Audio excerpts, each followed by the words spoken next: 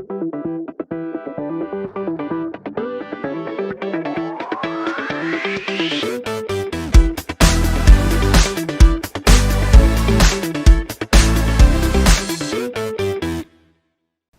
guys, what's up? This is Unconventional TV, the mental health segment, D.I.D edition.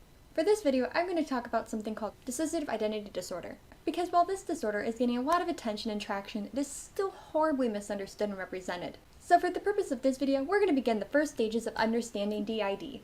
And I say first stages because D.I.D is incredibly complex and complicated, even for the people who have it. It's even more confusing for the people who don't have it to understand. That's why I will have more videos coming out about this incredibly intricate topic. So keep your eyes peeled and don't forget to click that subscribe button. Now let's dive in, shall we? According to the theory of structural dissociation and WebMD, D.I.D results from a failure to integrate into one identity after experiencing an intense trauma, most typically during early childhood. This trauma is most often repetitive and can be either physical, sexual, or emotional, thus creating unintegrated dissociative personality states. These unintegrated dissociative personality states may be referred to as alters, splits, multiples, etc. For the sake of this video, I will use the terms splits and alters as both terms mean the exact same thing. Meanwhile, the person who was originally born into the physical body may also have a term for themselves, such as the host, original person, OP, born identity, and their alters may have different terms to refer to this person as well. For the sake of this video, I will use the terms host, original person, OP, and born identity interchangeably, because again, these are the terms I'm used to hearing. D.I.D is something trauma survivors have earned. You cannot be born with D.I.D. You have to develop it and go through awful turmoil to boot, which means people with D.I.D have fought for their lives, sometimes quite literally, and came from truly the darkest aspects of life most people cannot imagine. To pretend you have D.I.D, or any mental, physical, and/or emotional condition for that matter, for the sake of attention-seeking, creating your own reality show to dispel blame or for any other personal gain, is shameful to literally every existing survivor on the planet, and especially those who genuinely have D.I.D. You are mocking a specialized process regarding trauma survival, a process so integral to the survival of an entire society. Do not appropriate this. Then again, appropriating anything for personal gain and gratification is sick. People with D.I.D can have as few as 2 alters or 2,000 alters, which is a frac-ton. But even so, there does not seem to be a max limit as to how many alters can actually be produced. Though there has to be at least, again, 2 alters to qualify for the DSM textbook definition of D.I.D. According to the DSM-5, the following criteria must be met for an individual to be diagnosed with dissociative identity disorder. The individual experiences 2 or more distinct identities or personality states, each with its own enduring pattern or perceiving, relating to, and thinking about the environment and self. Some cultures describe this as an experience of possession. The disruption in identity involves a change in sense of self, sense of agency, and changes in behavior, consciousness, memory perception, cognition, and motor function. Frequent gaps are found in the individual's memories of personal history, including people, places, and events for both distant and recent past. These recurrent gaps are not consistent with ordinary forgetting. The symptoms cause clinically significant distress or impairment in social, occupational, or other important areas of functioning. Now you may be wondering how someone can have alters. It seems impossible, right? But from what I understand regarding what I've been told about memories and trauma, the ability to have alters actually makes complete sense. So you have a traumatic experience, right? Your brain can't cope. You're young and malleable, so your brain does the only thing it can think of. It shuts down to protect you and essentially moves the memory elsewhere. Where that memory essentially moves to could wind up resulting in your brain not knowing how to process that transition, and so it adapts, believing it happened to someone else. As that idea grows and grows, both on the conscious and unconscious level, a second body, so to speak, forms further and further to help keep up the idea that this event did not happen to you, the host, it happened to someone else. And with it, an entirely new person forms. Now I need to clarify that this is a very simplified and metaphorical way of talking about what's happening. And I also feel it's important to say D.I.D isn't about one person becoming different people. It's about one person being unable to integrate their experiences as a whole person. So if you're trying to think of this as a puzzle where one person has become fragmented into multiple puzzle pieces, and those puzzle pieces make up that one person when put together, stop.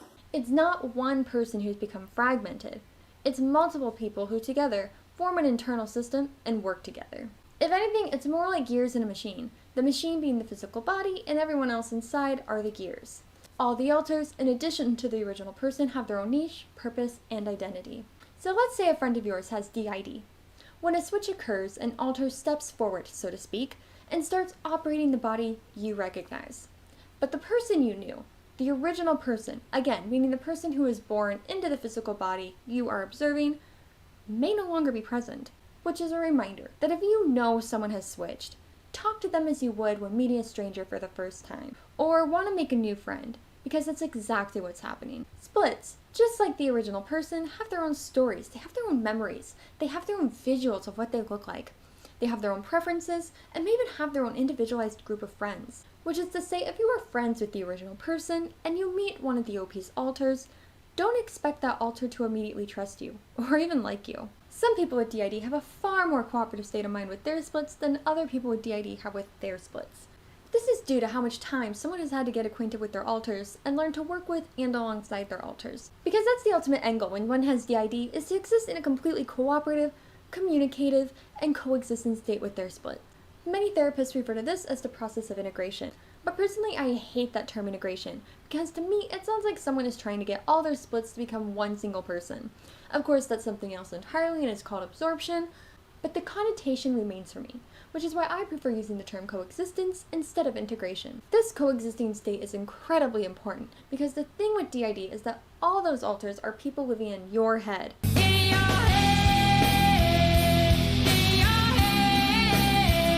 Which means, for the majority of people with D.I.D., they hear those voices.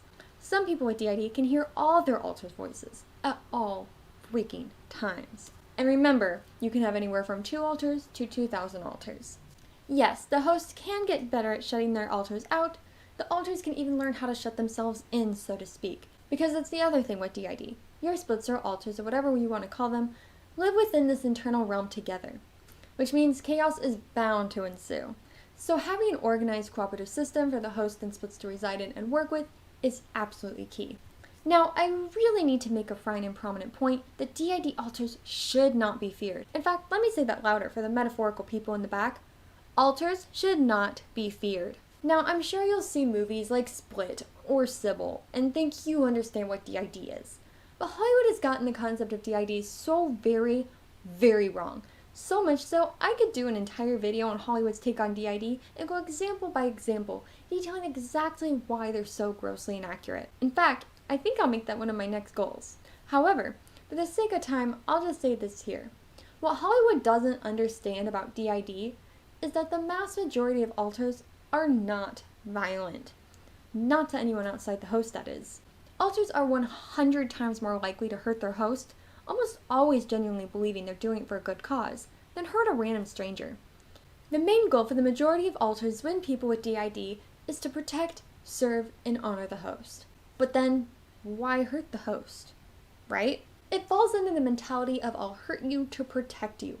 While counterintuitive to the average person, to the protective alters, this ideology makes perfect and absolute sense. Don't worry, self-harming splits are taught new ways to protect the host rather than continuing their self-harm. Alters also don't always realize, especially when they're new and are first starting to form, and or haven't yet achieved that coexistent cooperative state, that whatever happens to the physical body happens to them as well. It's important to tell and or remind any self-harming splits that the death of the physical body is death to the entire internal system. Or, in other words, whatever happens to one will happen to the other. Once this idea clicks, alters will often stop trying to hurt the physical body and will instead find new ways to be helpful, supportive, and protective. The other goal, which was horribly twisted in Sybil, is to hide the fact that they have D.I.D. at all. Splits want other people to believe they are talking to the original personality at all times, no matter what. Because to give away their existence is to expose themselves in the internal system, leaving them open to harm, ridicule, and as someone once told me, a fear with the potential visit to the insane asylum. People with D.I.D. are also often accused of seeking attention, when the truth is, those with D.I.D. are actually just doing everything they can to survive after enduring something so truly and utterly horrible. There are also still psychologists and therapists who are D.I.D. deniers, even though the DSM wholly recognizes D.I.D. is very, very real. This only furthers the need for people with D.I.D. to hide the fact that they have it, which means the disorder continues to receive less attention than it should otherwise receive, and therefore loses accurate and invaluable data. Ultimately, alters are a trauma survivor's guide, or guides. They are essential tools to help get their host through daily life when their host just can't. Alters should be respected, invoke awe, and create a profound emotional sense of badassery, looked at through the lens of being a superpower, or superpowers plural. I've heard many therapists say that they are the equivalent of war veterans because they have been through unimaginable hell. They are the ultimate survivors. And people with D.I.D have literally been said to have the world's best coping mechanism at their service. So let's work together to raise awareness, and stay tuned for my upcoming videos, and don't forget to subscribe to my channel. This has been Unconventional TV, the Mental Health Edition D.I.D segment. Thanks for watching!